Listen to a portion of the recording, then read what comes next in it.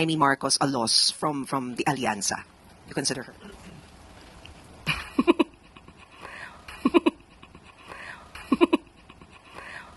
Wala po ako masabi. Sa parte po ng Alyansa, ibibigay po natin kung ano man ang pananaw po ni ating campaign manager na si Congressman Toby Chanco. Pero the relationship between the president and his sister, how do you describe that? Is it still the same? Are they okay? May lamat ba? As we can see from the statements of Senator Amy Marcos, it seems like there is. But on the part of the president, we cannot say that there's a rift between the relationship, in the relationship of the two siblings. So, hintayin na lang po natin kung mayroon man sasabihin ng Pangulo. But sa ugali po kasi ng Pangulo, hindi po siya masyadong, alam niyo po yun, hindi siya pikon. Kaya kahit anong banat, kahit nakita na niyo po si Senator Amy Marcos na nandoon sa Maisog Rally habang binabanggit ng dating Pangulong Duterte ang paninira sa kanya, kay PBBM, wala po tayong nadinig. Wala rin po tayong nadinig na anumang hinanakit kung meron man mula sa Pangulo para sa kanyang kapatid. Good morning, Yusek. Ma'am, may we just get your reaction on the recent pronouncement made by Senator Amy Marcos that by repeatedly invoking the executive privilege, it seems that the government witnesses are hiding essential facts doon po sa arrest ni former President Rodrigo Duterte? Sana po malaman din po ni Senator Amy Marcos kung ano po bang ibig sabihin ng executive privilege.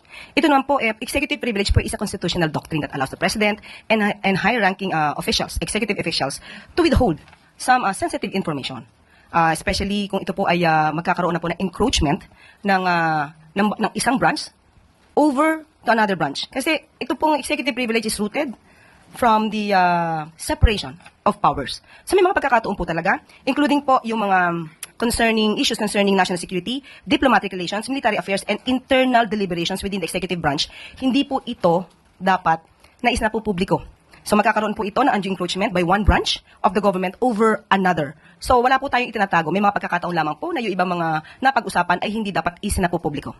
Doon sa kanyang preliminary findings, ngayon niya lang nilabas na sabi niya, it was found out that the Philippines had no legal obligations to arrest and turn over the former president to the ICC. And meron daw po mga glaring violations, though hindi niya minention, doon sa rights ni former President Duterte. Ganyan po ang kanyang magiging opinion kung ang kanyang mga nakausap ay ang mga Duterte supporters. Pero kung titignan po natin ang ibang mga experts, katulad po nila Justice Carpio, Attorney Butuyan, at yung ibang mga nagsasabi patungkol sa batas natin na RA 9851, may iba po ang kanyang tingin sa nasabing issue. And sana po tignan niya rin po kung ano ba sinasabi natin. Wala tayong legal obligation, pero meron po tayong batas na sinasabi sa RA 9851. Ito may sinasabing prerogative na makipagtulungan sa Interpol, but still, meron tayong commitment sa Interpol. But again, ang sumusunod lang, ang gobyerno ay sumusunod lamang sa RA 9851. In relation to that, may we get your reaction on Senator Amy officially withdrawing from the Alyansa? Ano po yung naging reaction ni Presidente dito, and what does it say about the relationship between the siblings, ma'am? Sa ngayon po, siya naman po ang nagsabi na siya ay kumakalas na sa Alyansa dahil lang sabi niya ay hindi yata pareho ang kanilang mga adhikain, ang advokasya.